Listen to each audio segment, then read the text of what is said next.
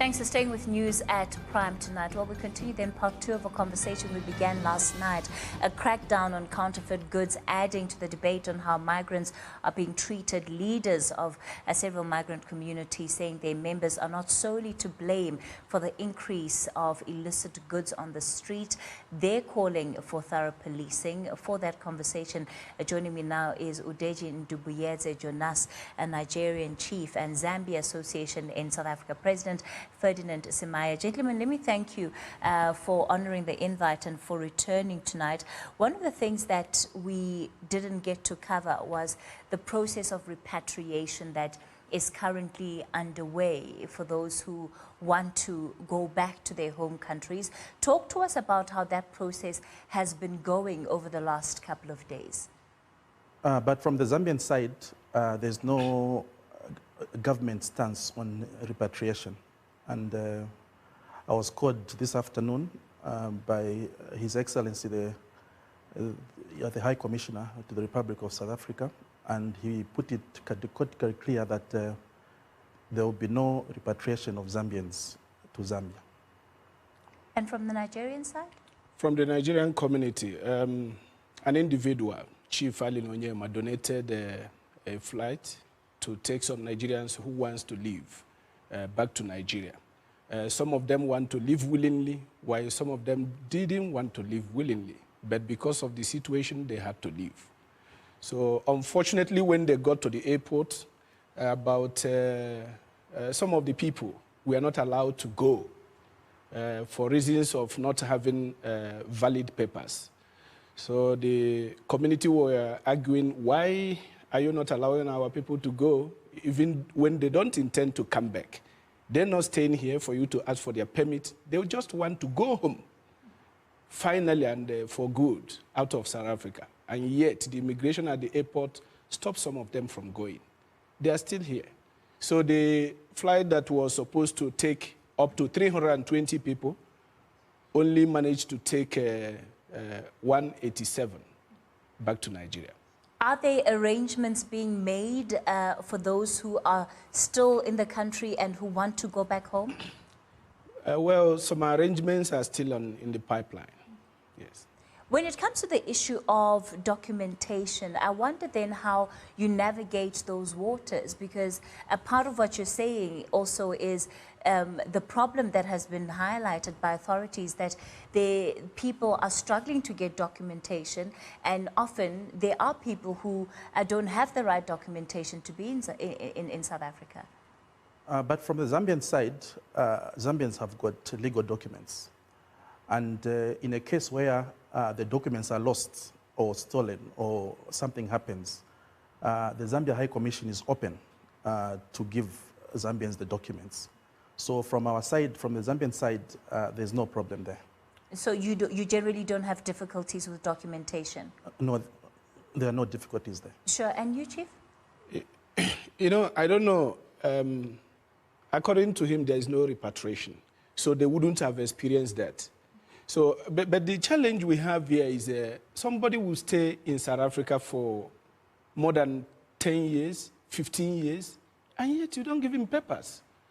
There are a lot of people who have stayed in this country for more than 18 years, and yet they don't have papers, because Home Affairs are not giving Africans papers. But somebody will come from Europe today, within 1 month or two, within a few years, they got papers. They are giving papers. So there are a lot of our people that do not have papers, even some of them that are doing legitimate businesses here. So do you think it's because of compliance issues where Home Affairs simply feels that they don't meet the criteria to be given that documentation? Or do you think that it's intentional on the part of the state, that they're deliberately withholding giving out proper documentation? Some are compliance issues, whereas majority of them intentional denial. What is the state now? Because we are still seeing reports, you would have seen earlier from our reporter Mohlahlana in Mpumalanga, where this violence continues to spread. Mohlahlana being the latest to come under fire, that is, Mohlahlana being the latest to come under fire. And of course, we saw some of the shops in the city center also coming under threat. So when you project the future, does South Africa remain, as far as you're concerned, South Africa, a safe space for migrant communities like the ones you represent? But if you look at these attacks, I think they are well calculated, and they are meant mostly for black African immigrants.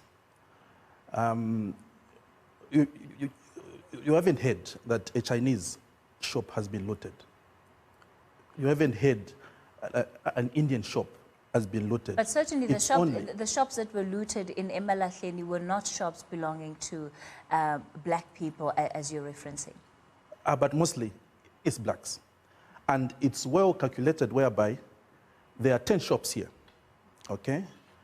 Shop number 1 is not looted. Shop number 2 and 3, they are looted. Shop number 4 is not, you see. So it's well calculated where people are organized and they know where to hit. That's why we are saying, where is the intelligence? Because obviously, if a person goes to one shop, skips another, there's a planning behind it. So where is the intelligence to stop that? Because the intelligence should be all over to make sure that these plannings are dealt with. Do you agree with that? Yes, I do agree with it, because the people, I have never seen anywhere in the world where there is a communal crime the way it is in South Africa. If there is individual or 2 or 3 people going to break shop, of course, house breaking and shop breaking happens anywhere. But this one is communal crime, which the state appears to be turning blind eye on. You see why we think that the state, we actually do not know what is happening, but with some of the videos that was recorded live. These days, you don't need the media people to come before you get the info. I mean, you get some recording. You will see some of the police officers standing there, watching the shop being broken. They will break into the shop. They will go inside looting. After they loot, the police will just fold their hand watching them loot. So, and we don't know what is going on actually. So then, from a solutions perspective, how do we begin to build the kind of relationships that will ensure that this violence that we have seen does not repeat itself? What are the solutions that you are putting on the table in addressing this problem that goes beyond just the police involvement? Okay, first is to identify the problem. The problem is looting. The problem is the killings and harassment and displacements. On Saturday, when Buthelezi was having a speech there, people came to disturb it. Then there was that violence that came through. On TV, we see people with knives, pangas, okay? There's a brigade of police, and they are saying that those people are armed. Why don't the police go to disarm them? Because that's the first stage. You go and disarm them. There's an issue of the hostels.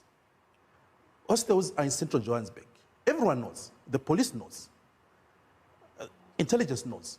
Why don't we go to the hostels as the police, even maybe escorted by the soldiers, to go inside there and disarm the people? That's the starting point, because we have to identify the problem, where it's coming from.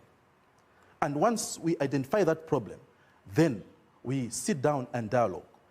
When we sit down and dialogue, okay, we need to put off the gloves and say, as the immigrants, we say, we condemn. Firstly, we condemn the shooting of the taxi driver in Pretoria. To the highest term, we condemn it. Secondly, we condemn the counterfeit goods that are coming, because they are retarding the economy of South Africa, because big companies are going to lose employment, people are going to lose employment. We condemn that in the strongest terms.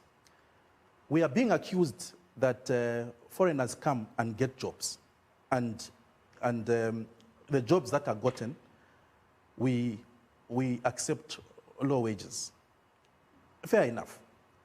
But we identify these problems and we sit down. I was so lucky on Tuesday, yes, we met the Congress of the Traditional Leaders in South Africa, where we said, okay, let's have a joint statement for immediate. We condemn everything. We condemn the violence from the South African side because a killing of a human being is unbearable. It's murder. We condemn also all these other things. Then we are going to have a summit of all these players that are going to come through. And that summit will be all stakeholders. We are going to have government, we are going to have the chiefs, because the chiefs are the people that are now on the grassroots. They are mixing with the people. Politicians, you know, them they talk on the higher level. And some politicians are careless even. They talk careless like Mayor Mashaba, to say that in Johannesburg, I don't want African migrants. Sure. Yes. So we should engage him as well. He should come to that summit. And we say that we are here as brothers and sisters who live together once. Sure. Chief Udeji, I'll give you the last word then. Okay. You see, if the traditional leaders, of most of whom I have actually spoken with regarding this issue, if they have to step in, are we actually insinuating that there is leadership failure in this country? Because this is the job of political leaders, to curtail violence and to stop it entirely. But it seems that the state is failing. Is the South African government admitting that the institution has failed, that we are now in the state of anarchy, so that we can now involve the traditional leaders to come in because the government has failed? Before Western system of government that we are practicing, Africa has its own traditional type of leadership. The traditional leaders have a lot of role to play, but when in Gauteng, which traditional leader is here? Which traditional leader is in Gauteng? Because this is not happening in most of those kingdoms that are majorly under the control of traditional leaders. So what I'm trying to say is the political leaders, the intelligence, the police, the government, are they actually saying that the institutions have totally collapsed? That after how many times, I mean, first time, Pretoria, Johannesburg, and they're still spreading, and they are still quiet about it. So now we are in the state of anarchy, where the government has no powers to control these people. Then it's a serious situation more than the eye can see. All right. We're going to have to leave it there then for tonight, and we'll keep in touch to hear what the progress is on that summit that you've proposed, and if there are indeed any tangible solutions that will come out of it. As you heard there are several of those from the Nigerian community who have been unable to make their journey back home as a result of difficulties, as you heard there, with immigration and customs when it comes to documentation. So I wondered then what the solution there will be.